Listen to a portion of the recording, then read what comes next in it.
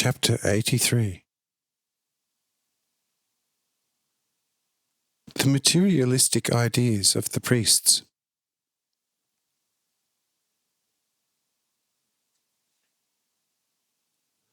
Mathael says, "Oh, dearest, that would be now very inappropriate.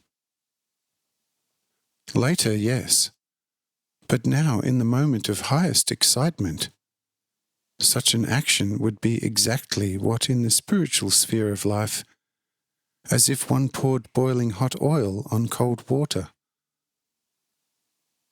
Everything would go up in bright flames.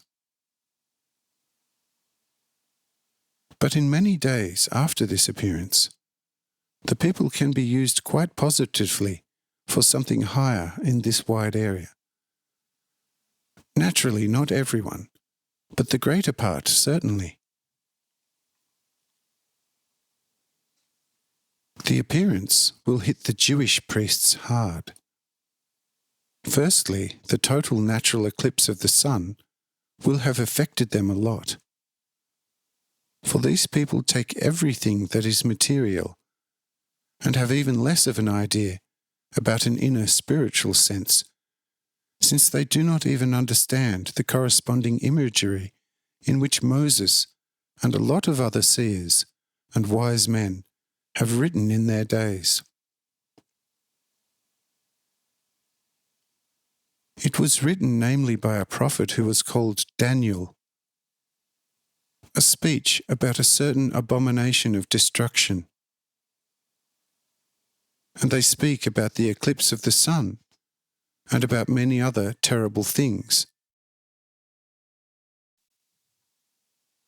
which all have just a profound spiritual meaning. But since, as remarked earlier, the Jewish priests have become quite material in this time, and therefore they understand the scriptures only quite materially, every eclipse of the sun puts them in a more than panicked shock because of the supposed downfall of the material world. While the old wise man only understands the very desired downfall of the traditional material world in the hearts of the people, they mean the downfall of the physical, material world, and therefore always have a quite terrible fear whenever a solar eclipse occurs.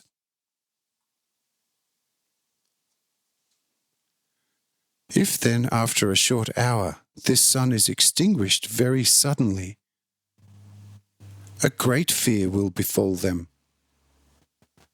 for they will not get to see the moon today, since it has already gone down.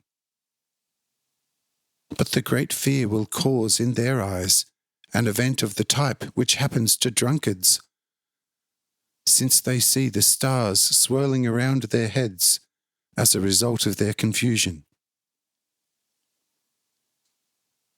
This occurrence will bring them to the thought that the stars are falling from the sky. According to the prophecy. And the day of fear will have arrived for many blind fools. You will hear afterwards how at the sudden extinguishing of this false sun of ours, the masses will begin to howl terribly before the city. But it does not harm them in the slightest, for they will become softer and gentler, and thereby more receptive to the pure truth.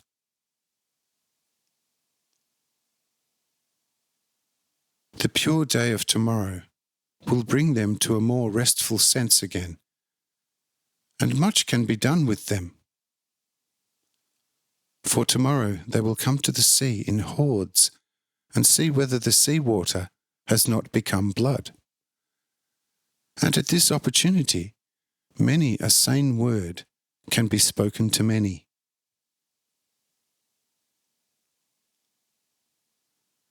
And our holy Lord and Master has allowed this occurrence because of this city, which is not in the best light. Whatever he does has all the time an endless, many-sided good purpose. Only whatever people do without him counts for nothing and is useful for nothing.